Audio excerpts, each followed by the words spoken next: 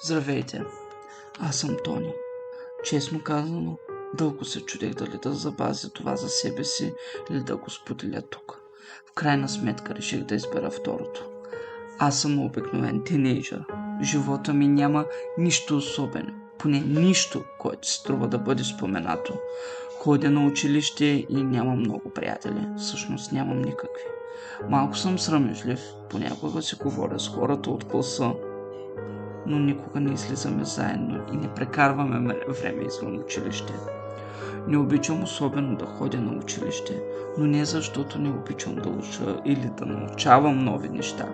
Просто не ми харесва да стоя с часове на един стол в стая, пълна с хора, които постоянно говорят, спорят или просто се държат ужасно дразнещо.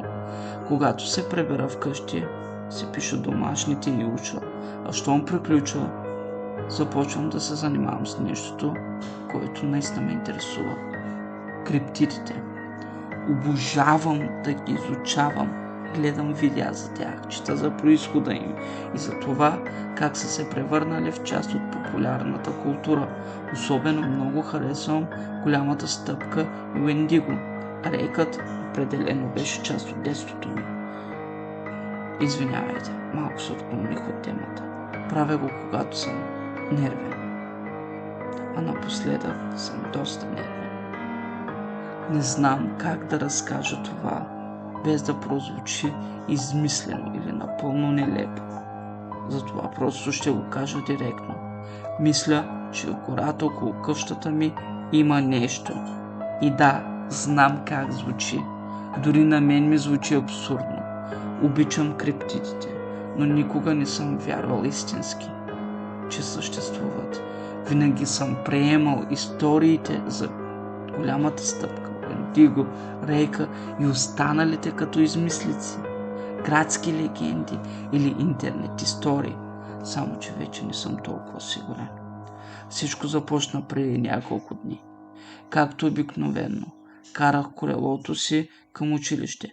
Пътят минава покрай гората и точно когато бях почти подминал дърветата, чух нещо тясно. Не успях да разбера какво беше. Звучеше така, сякаш нещо се движеше много бързо между дърветата. Чух шум от листа, после няколко счупени клона. Спрях за мал и погледнах натам, но не видях нищо. Вече закъснявах за училище, затова продължих. На следващата сутрин се случи същото. Отново чух движение в гората. Отново не видях нищо. А на сутринта след това се повтори за трети път. Тогава започнах да се притеснявам. В началото си мислех, че е някакво животно, елен, куче, може би дори и човек. Но звуците бяха странни.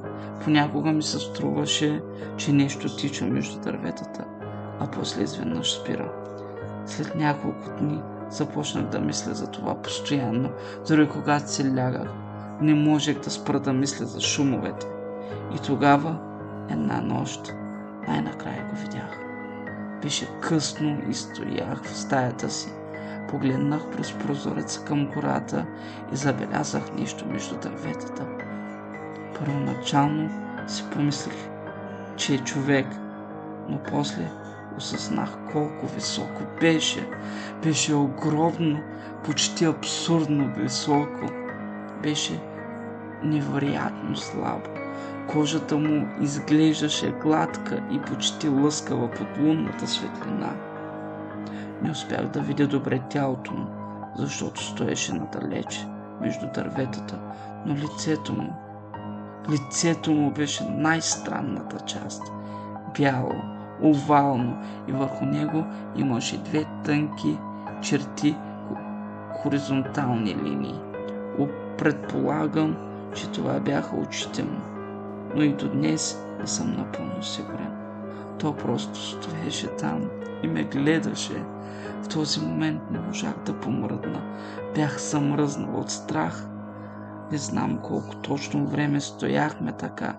Може би 10 секунди, може би 15. Само се гледахме. След това Той изведнъж се обърна и побягна между дърветата. Не просто тръгна, спринтира. Движеше се толкова бързо, че едва успях да го следя с поглед. Тогава забелязах и нещо друго. Крайниците му изглеждаха прекалено дълги. От онази нощ почти не съм спал. Измина почти седмица, а положението става все по-зле. Не мога да се концентрирам в училище, не мога да уча нормално. Постоянно мисля за това нещо. А най-лошото е нощта. Всеки път, когато погледна през прозореца, имам чувството, че той е там. Понякога дори не виждам нищо, но въпреки това усещам, че някой ме наблюдава. Все едно знае къде съм.